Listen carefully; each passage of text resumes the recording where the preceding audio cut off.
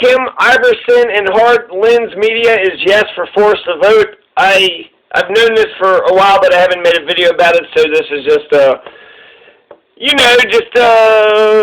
the grindstone. Ilhan Omar, she tweets out 21 minutes ago, today is January 1st, 2021, Friday. Turns out supporting a $2,000 survival check is not only good policy, but good politics. In a few days with the Democratic Senate and House, we could pass it and have it be recurring monthly during the pandemic. My God, Ilhan Omar, why is she not the Speaker of the House? Data for Progress, new poll, Americans blame GOP for failure on $2,000 check. 62% of Americans blame Republican leaders for failure to secure relief. 47% blame congressional Republicans and Senate Majority Leader Mitch McConnell. 15% blame President Trump. Marianne Williamson tweets out, there's a rambunctiousness necessary in order to be a conscious citizen today, a refusal to buy into the sanitized, corporatized, monopolized communications by which a political establishment exploits the masses. More Williamson 8 minutes ago. AOC, one of the first votes I ever cast, broke with my party over House rules that strangled transformative legislation for working people plus climate. It was honestly terrifying. Now CPC has pushed these critical rule changes in House negotiations. Grateful for at Rep. McGovern's leadership. Ryan Grimm. Progressives in the House have won a rules change that would allow Medicare for All, Green New Deal, and other big-ticket agenda items to be exempted from pay-go. This is a necessary step in opening the way for it. Here's Rod Sterling. Every dictator who has ever planted the ripping imprint of a boot on the pages of history since the beginning of time. It has refinements, technological advances, and a more sophisticated approach to the destruction of human freedom. But like every one of the superstates that preceded it, it has one iron rule. Logic is an enemy and truth is a menace. The Chancellor, the late Chancellor, was only partly correct. He was obsolete. But so is the state, the entity he worshipped. Any state, any entity, any ideology that fails to recognize the worth, the dignity, the rights of man, that state is obsolete. A case to be filed under M for Mankind. So we should trust Rod Sterling, but we should not trust Cody Johnson, Joe Rogan, Jeremy Scahill. We should trust Anya Parampil, Lee Camp, Nick Brana, and Hard Lens Media, and Kim Iverson. Kim Iverson, you're on. Go, what say you? Go ahead, Kim. She got 33,000 views on this. 33,000 views. December 11th. So, guy, we've been talking about this for nearly a month. This is when Jeep was for it. An excellent strategy for how progressives can force a Medicare for All vote on the House floor. And that is, they just need to get together. Now that there's more of them, and there's many others who are not quote-unquote progressive, but they say they support Medicare for All, well, let's find out for sure. Let's find out. Let's see them actually put a bill on the floor and vote yes or no. Let's find out on the record who is for Medicare for All, who is for the American people during a pandemic, a medical pandemic.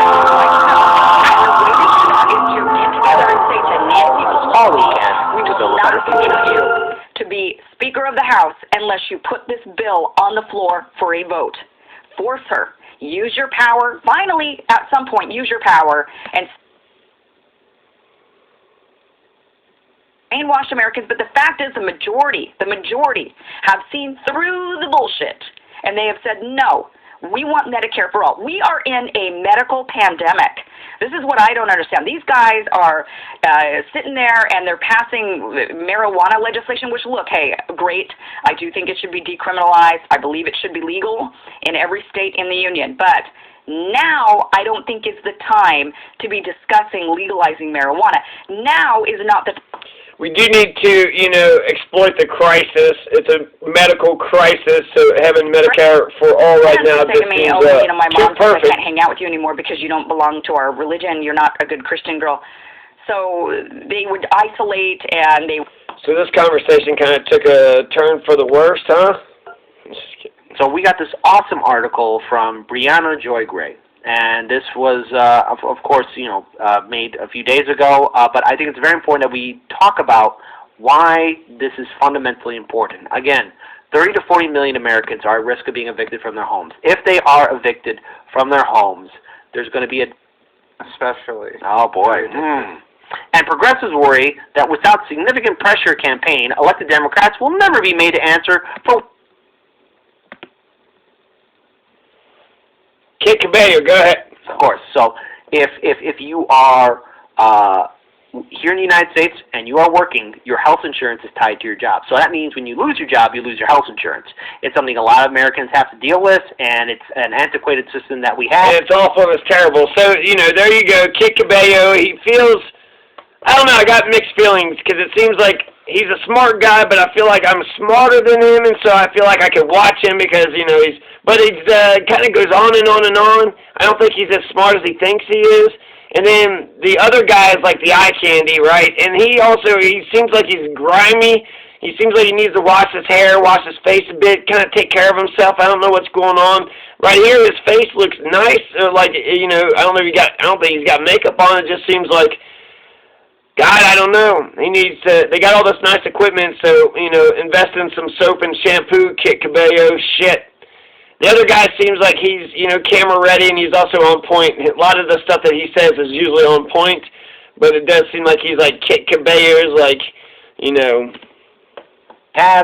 Robin, Batman and Robin.